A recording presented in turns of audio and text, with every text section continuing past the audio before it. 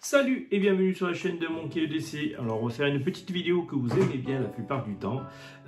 C'est la vidéo EDC du mois, c'est-à-dire ce qui compose mon EDC pour le mois de février.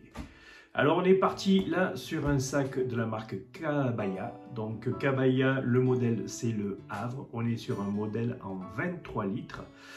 Pourquoi j'ai choisi ce sac? Tout simplement parce que je voulais tester la marque Kabaya. Ils ont un très fort pouvoir médiatique auprès de youtubeurs ou auprès de diverses communautés, un petit peu instagrammeuses, ainsi de suite. Donc je voulais voir ce qu'il en était. Autre chose à savoir, c'est que madame a aussi un Kabaya, un autre modèle plus grand qu'elle utilise déjà et elle en est super contente. Donc je voulais tester par moi-même ce que ça pouvait donner. On est ici sur le modèle Le Havre, on est sur un 23 litres. L'extérieur est 100% polyuréthane, l'intérieur étant 100% polyester. Le modèle est livré donc avec une petite copie des sacs militaires avec des passants molles sur les deux côtés dans lesquels on peut rajouter des pochettes ou à l'avant aussi, passant molle à laquelle on peut mettre une grande pochette. Le sac est livré avec deux pochettes de couleur. Si vous le prenez en magasin, les pochettes, la couleur des pochettes peuvent être choisies. Si vous le prenez sur internet, généralement, c'est un package dans lequel les pochettes sont imposées. Moi, je l'ai pris avec un extérieur un peu marron, comme ça, cuir marron. Enfin, c'est du cuir vegan, hein, donc c'est du synthétique marron, puisque ça rappelle un petit peu le côté. Et à l'intérieur, il y a une pochette vegan, mais noire, que j'utilise, mais ça, on va voir après. Ce que je trouve assez sympa sur ces sacs, c'est que ce sont des sacs qui sont garantis à vie. On est sur un tarif à 89 €, ce qui est à peu près correct pour un sac d'une qualité comme celle-ci, garantie à vie. Les fermetures sont des YKK, ce qui est un signe de durabilité et de fiabilité. On a à l'extérieur deux sangles molletonnées et antitranspirantes qui sont très confortables à l'utilisation avec un système de réglage, bien sûr, des plus classiques. Il n'y a pas de raccroche au niveau de la poitrine pour pouvoir avoir un meilleur maintien du sac. C'est un sac qui est essentiellement, bien sûr, destiné à l'urbain. Vous pouvez le prendre pour les sorties week-end si vous voulez un petit peu à la campagne, mais ce n'est pas le sac qui est fait pour aller faire de la randonnée. Il n'est pas composé pour ça. Il n'y a pas, à mon plus grand regret d'ailleurs, de système pour pouvoir y mettre une gourde ou une bouteille d'eau. Alors il existe des pochettes extérieures qu'on peut rajouter, mais qui sont à l'heure actuelle en rupture. Voilà. Donc à l'intérieur, il n'y a pas de compartiment qui permet de pouvoir y glisser une gourde ou une bouteille d'eau. Par contre, on va voir à l'intérieur comment c'est composé au niveau du sac. Alors le sac est assez sympa puisqu'en fait si vous avez un système de grande ouverture avec vous savez une structure à l'intérieur qui renforce l'ouverture et qui permet d'avoir une ouverture du sac ici constante. Il n'y a pas de charnière à ce niveau-là, ce qui bien sûr évite un problème d'usure ou de rupture de la charnière. Les fermetures, comme je vous dis, sont des YKK. Elles sont en deux positions. Vous pouvez aussi bien ouvrir de côté gauche ou côté droit, ou ouvrir de deux côtés comme vous souhaitez. L'intérieur est réparti assez simplement. Vous avez ici une grande pochette pour pouvoir molletonner, pour pouvoir y glisser un ordinateur de 13 pouces. Une mèche ici, une poche, je veux dire mèche filée à l'avant qui permet de pouvoir y glisser une tablette, un cahier, enfin ce que vous souhaitez dedans. L'ouverture, la largeur du sac est assez intéressante, ce qui permet de pouvoir y glisser des objets assez contendants. Moi ici il y a un petit système, une petite sangle dans laquelle j'y glisse mon trépied à l'intérieur du sac, il y rentre sans aucun souci.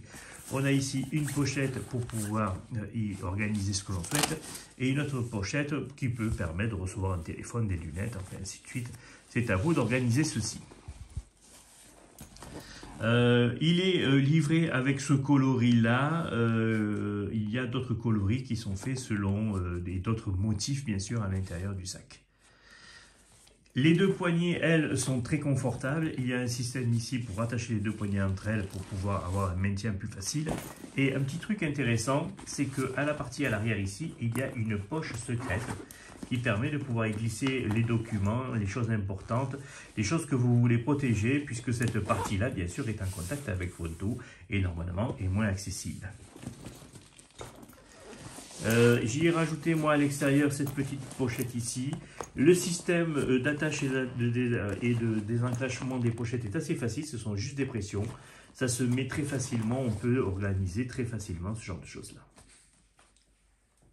Alors qu'est-ce qu'il y a à l'intérieur de ce sac? On va voir ça directement. Je vais avoir ici, donc puisque on est en période hivernale, donc un tour de cou.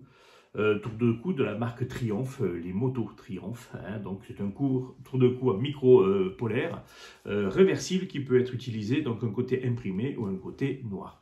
On va avoir un bonnet de chez Decathlon, un bonnet des plus classiques en polaire, et puis une paire de gants aussi en polaire. Alors ma particularité, c'est que moi j'ai coupé les bouts puisque j'aime bien avoir les extrémités des doigts libres pour pouvoir utiliser les écrans et ainsi de suite. C'est plus facile pour moi.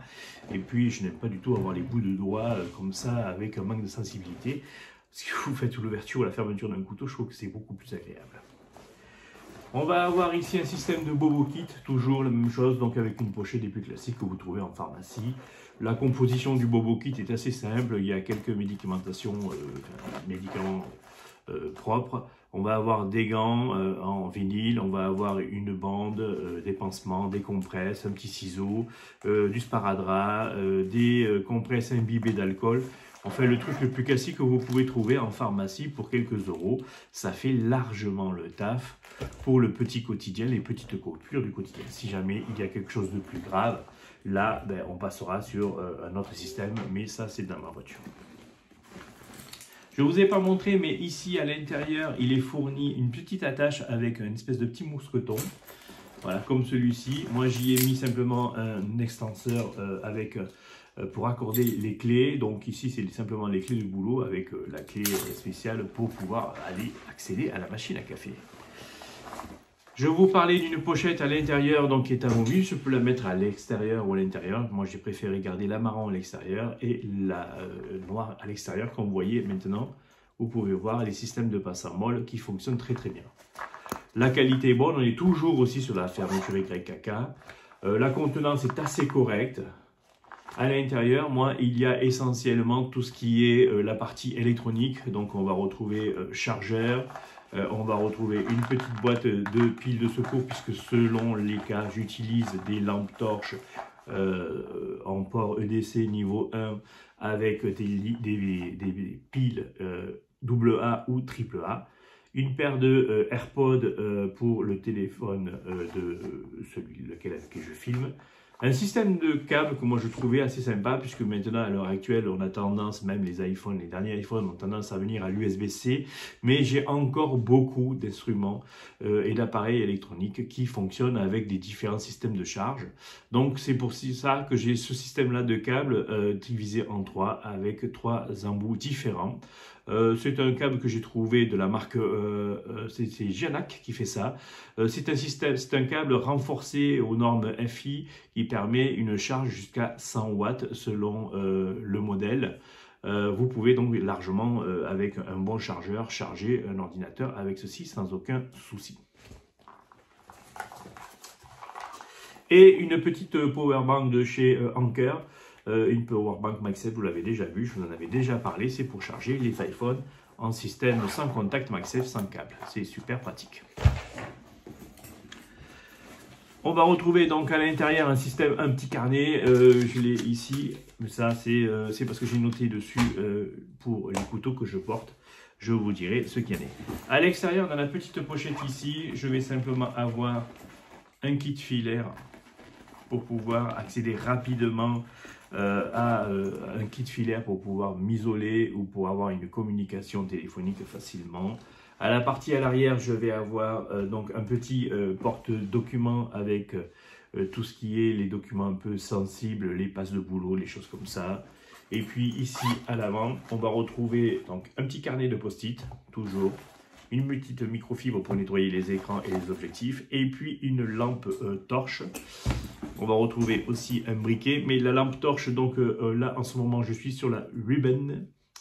Que je dise pas de bêtises, on est sur la L50. Voilà. Donc une pile qui fonctionne avec un accu 18. Hop, voilà. Un accu donc 18, je ne sais plus lequel c'est, voilà 18 650, voilà un 3,7 volts de la marque Huben aussi en 2600 mAh. Un modèle qui fonctionne largement pour avoir une puissance d'éclairage assez importante lorsqu'on en a besoin. Sur moi, j'ai toujours une petite lampe torche, hop, que je la chope, voilà. J'ai une petite lampe torche ici. Donc ici, on est sur la marque, c'est du, je m'en rappelle plus. C'est la MT10 de chez, j'en ai fait, voilà, Trustfire, voilà, c'est la MT10 de chez Trustfire en niveau 1. Mais j'aime bien avoir quelque chose de beaucoup plus grand. C'est un accès rapide pour pouvoir être utilisé ou comme impact tool, simplement pour pouvoir éclairer, voilà, ça peut éblouir assez rapidement. On est sur quelque chose qui fonctionne en 2500 lumens, bon, ça éclaire largement, hein, ça joue ce rôle-là, surtout en hiver, avec les journées qui sont encore assez courtes. On va retrouver quelques petites lingettes pour nettoyer les écrans, et puis bien sûr, un briquet. À l'intérieur du sac, donc réparti dans les petites pochettes, on va retrouver un aiguiseur de la marque Victorinox, puisque sur moi, en ce moment, je me promène toujours, j'ai toujours un Victorinox, et en ce moment, j'ai le Switchamp, donc j'aime bien avoir un Victorinox. Toujours un Sharpie et puis un petit crayon gris pour pouvoir noter les choses, effacer rapidement, c'est plus facile à utiliser. Je vais avoir aussi un modèle qui va rester à demeure dans le sac, qui est un Victorinox, un 111 mm. On est ici sur le Hot Rider, si je ne me trompe pas. Modèle que je trouve bien sympathique, puisqu'il y a le ciseau avec. Et moi, le ciseau, c'est indispensable, surtout dans mon taf, d'avoir un ciseau. Voilà, avec de ce type de modèle-là, vous allez avoir en plus, donc bien sûr, comment ça s'appelle, décapsuleur, couple des nœuds de câble, avec un tournevis plat gros, et puis on va avoir la partie ici, tournevis plat petit modèle, l'ouvre-boîte dont je n'ai aucune, enfin je ne sais absolument pas pourquoi Victorinox persiste à mettre des ouvre-boîtes comme ça, puisque à l'heure actuelle, toutes les boîtes s'ouvrent classiquement avec des systèmes propres, mais bon, pourquoi pas. J'aurais préféré à la limite qu'ils remplacent ça par quelque chose d'un petit peu plus pratique ou utilisable au quotidien, mais bon, c'est mon avis. Et puis, je crois à l'arrière, voilà, on va avoir le tire-bouchon, on va avoir le classique, le poinçon. Voilà, on est bien sûr sur un système avec le petit cure-dent et puis la Bruxelles avec l'anneau, bien sûr, puisque chez Victorinox, l'anneau étant un accessoire. Il y a un système donc de blocage en liner lock inversé. Voilà, ce qui est assez pratique. Et sur ce modèle-là, alors si je le retrouve, je crois qu'il faut voilà, ouvrir le vis pour voir. Voilà, on a le tournevis cruciforme, enfin, ou le Philips, comme vous voulez l'appeler.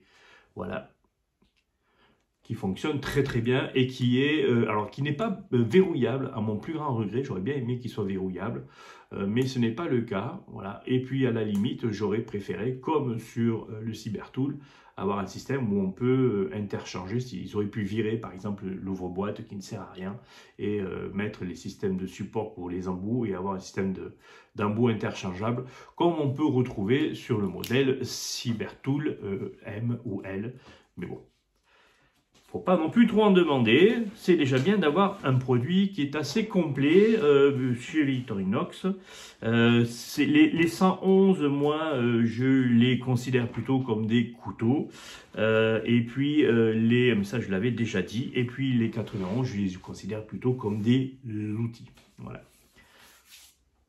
En ce moment, donc en rotation près du corps, je vais avoir, je trimballer avec ce Fisher Spence. Donc c'est pas le bullet, c'est un modèle un petit peu différent, plus gros, plus volumineux. Donc c'est pour changer un petit peu le bullet. Et moi, ce qui m'intéresse aussi, c'est qu'il y a le clip poche, donc je peux le glisser dans la blouse, je peux le glisser dans la poche du pantalon, ça fonctionne très très bien.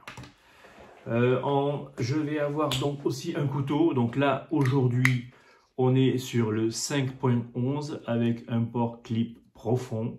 Voilà, de la marque 5.11. Donc c'est des couteaux génériques qui sont chinois et qui sont fabriqués, ce qu'on appelle donc des marques blanches pour les marques spécifiques. Donc là, celui-ci, c'est pour le 5.11. On est sur une lame 8 CR13 MOV, légèrement stonewashée, voilà, qui très bien. Il y a un bon chipping. Ici, on a des ergots de pouce à l'intérieur. Donc ce sont des rondelles des plus classiques. Voilà, il y a une bonne fluidité à l'ouverture et à la fermeture du couteau. C'est un très bon petit modèle. J'avais fait une vidéo déjà sur ce modèle-là. On n'est pas très cher en termes d'achat au niveau du tarif. Je vais avoir donc aussi une source de feu. Donc là, on est sur la marque Zippo, toujours avec l'insert à l'intérieur chalumeau, puisque comme accessoirement et occasionnellement, je suis fumeur de cigares, avoir le chalumeau, c'est plus pratique pour allumer les cigares. Les fumeurs de cigares comprendront ce que je veux dire. On va avoir donc des AirPods Pro ici, donc qui fonctionnent avec le téléphone principal qui est voilà, le 12 ici, le 12 mini en ce moment. J'ai aussi un 12 classique et puis des fois j'ai de l'Android aussi, ça dépend un petit peu de chez Samsung, ça dépend un petit peu de mes humeurs. En lampe de poche, donc comme je vous ai dit, je vais me retrouver avec cette petite lampe là, mais je l'avais déjà fait une vidéo il n'y a pas très longtemps de ça, c'était pas la vidéo dernière, la vidéo d'avant je crois, sur la Trustfire. Là ici on est sur la MT10, particularité avec la MT10 et la MC1, c'est que la MT10 a un système de charge externe avec un USB type C, et la MC1 qui est exactement le même modèle, lui a un type de charge propriétaire avec un système sans contact comme fait au Light. On va avoir donc ici un porte carte bleue, la carte d'identité, permis de conduire, nouvelle version, nouvelle génération, en cuir de chez, on est chez Stockbeck, voilà, donc une marque que j'ai trouvée sur le site eBay qui fabrique de très jolis et de très sympathiques petits porte-cartes en cuir avec une petite pochette ici pour mettre les billets. Enfin voilà, c'est très très bien. J'en ai pris un en noir et un en marron pour pouvoir varier un petit peu mes assortiments. Et puis dans la petite poche étui ceinture, le Victorinox Swiss-Champ, je ne vous le présente plus, vous connaissez tous les avantages et les inconvénients aussi du Victorinox Swiss-Champ, si ce n'est que simplement son encombrement qui est assez conséquent. Tous les outils ne sont pas utilisés, j'utilise assez régulièrement la pince, je vais utiliser régulièrement les ciseaux aussi, bien sûr, le tournevis cruciforme, ça m'arrive quelquefois, la petite lame plutôt pour pouvoir dépaqueter des choses, voilà, des colis, des choses comme ça. Voilà, et puis la loupe. Alors bizarrement, âge faisant, j'utilise de plus en plus la loupe pour pouvoir faire des petites tâches un petit peu délicates. Voilà, j'ai aussi des lunettes, mais des fois je sors ça pour avoir un point de vue plus important que les lunettes, puisque ça rapproche beaucoup plus près. En termes de rotation de couteau qui me suit depuis ces quelques jours, puisque je change de couteau, généralement entre 1 et 2 jours, je change de couteau, selon les besoins, les envies, ainsi de suite. Donc on va se retrouver ici avec ce Wrong Rider, voilà, un modèle en slip joint. Vous savez que j'aime beaucoup la marque Wrong Rider. Un petit modèle assez sympa, je vous mettrai le lien si ça peut intéresser quelques-uns sur ce modèle-là qui est très très bien avec un intérieur laiton. J'ai mis moi cette petite dragonne ici en cuir que j'ai récupéré sur, je crois que c'est un porte-carte ou des choses comme ça. Voilà. On est sur un objet qui fait à peu près dans les 16,5 ouvert. Le manche lui est en micarta lisse. Un super petit couteau que vous avez pu voir sur la petite introduction de la vidéo. On va avoir ici le Kershaw. Le Kershaw, c'est le Shawline. que je reprenne mes petites notes. Voilà, on est sur du 8 CR13 MOV au niveau de la lame. Bien sûr, c'est une fabrication en Chine. Longueur fermée, on est à 10,5. Longueur de lame, 7,8. Longueur utile du coupant, 7,4. On est à 3 mm d'épaisseur. Longueur totale ouverte de 18,1 cm. C'est un couteau que vous pouvez trouver avec un clip profond, hein, je ne vous ai pas dit. C'est un couteau, donc c'est un slip joint avec un système de blocage liner lock. On est sur des rondelles en téflon. Il y a, comme tout chez Kershaw, il y a toujours un petit système de rétention, en fait, d'assistance pour l'ouverture, en fait. Et lorsque vous tirez comme ça, ben, ça s'ouvre facilement. Celui-ci est un petit peu plus dur que les autres, certainement qu'il a besoin de se faire. On est sur des manches ici en G10, voilà, structuré un peu comme ça, qui a un très bon rapport au niveau du confort et puis de la sensation du grip qu'on peut avoir sur ce genre de produit. On va avoir ici donc un autre modèle, on est sur San Remu, le 7315 CI. On est sur un modèle pas très cher. Par contre, ce qui est intéressant, c'est qu'on est sur une lame alors, je vais essayer de vous écarter, voilà. Parce que sinon, il ne fait pas bien le point. On est sur une lame, donc c'est du 12, c'est du Sandvik 12C27. Voilà, en inox, vraiment très agréable. Un manche en G10, il existe en différentes matières. C'est un slip joint aussi, hein. Donc vous avez ici un arrêt à 90, une sorte de 90, voilà, comme tous les slip joints. Et puis une fermeture, on est un clip profond, voilà. Il n'y a pas de, par contre c'est un système d'ouverture, alors il n'y a pas d'encoche, rien du tout. Vu la grosseur de la lame, vous pouvez le tenir par les deux doigts ici, ouvrir et fermer facilement. Voilà, ça fonctionne très très bien. On est sur un tarif assez limité, hein, aux alentours des 30 €. Pour ce modèle-là, vous pouvez le trouver sur les sites AliExpress ou Amazon, mais plus facilement sur AliExpress. L'autre couteau qui tourne dans ma rotation, on est ici sur le Buck Infusion. Donc Buck fabrique bien sûr des couteaux aux États-Unis et puis fabrique quelques modèles en Chine. Donc celui-ci est fabriqué en Chine bien sûr. On est donc sur un modèle en G10. L'acier, lui, que je reprenne mes petites notes, on est sur du 7CR17 MOV. On est sur une longueur de lame entre 7 et 9 cm selon le modèle. On est en G10. Longueur de la lame elle-même 8,15.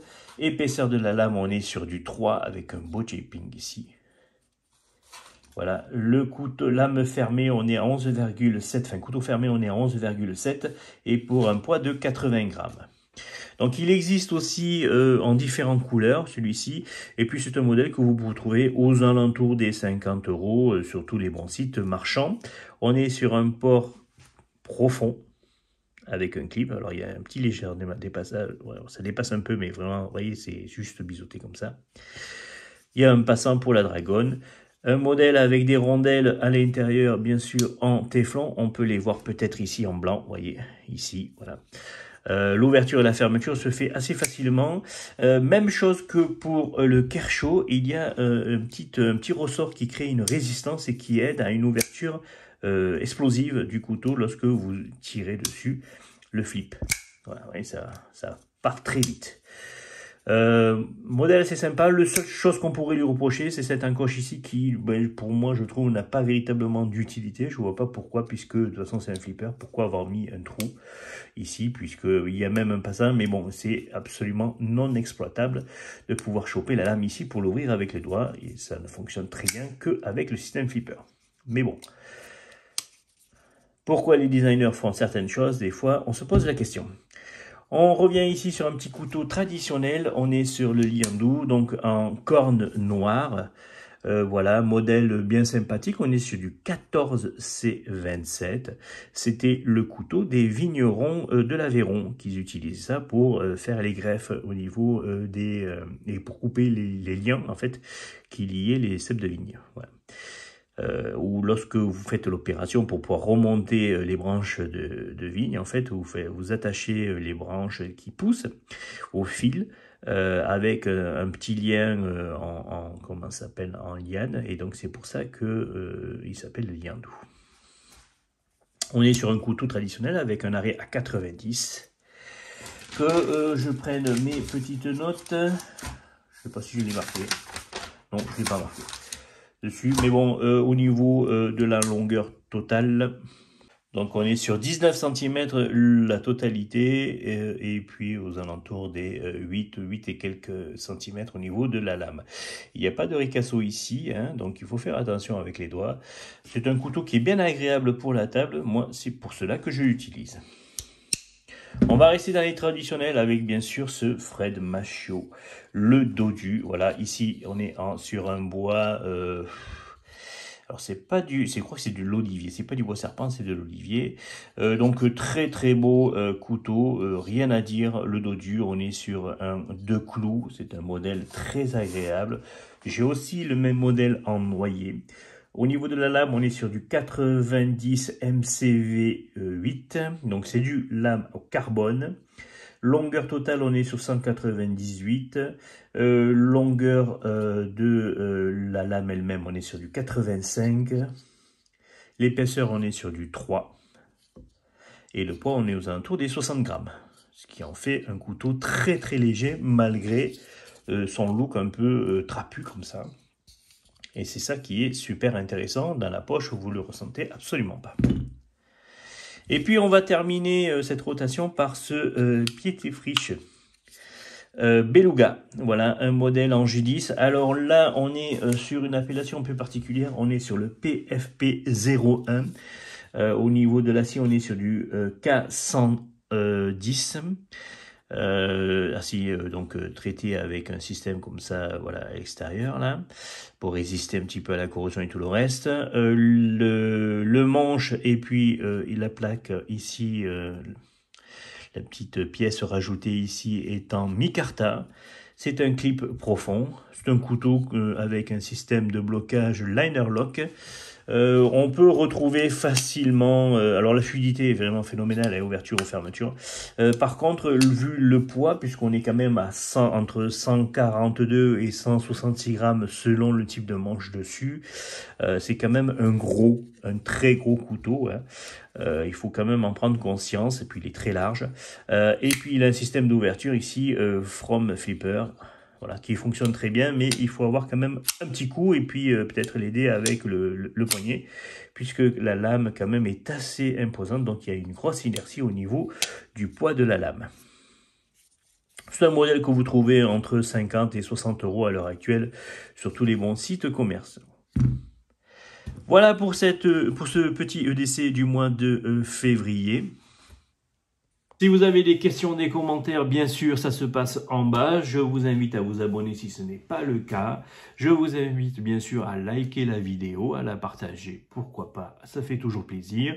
Je remercie tous les abonnés pour leurs gentils petits messages. J'essaye de mettre plus de photos sur Instagram, sur mes EDC qui changent, enfin sur mes rotations de Pocket Dump. Voilà. Qui change à peu près tous les jours, donc pour que vous ayez une vue jour par jour de ce que je porte, et si ça peut donner des idées à certains. Si vous avez des questions, bien sûr, c'est avec plaisir. Je vous souhaite une bonne journée, prenez soin de vous, et on se voit très bientôt pour une autre vidéo, certainement de lampe.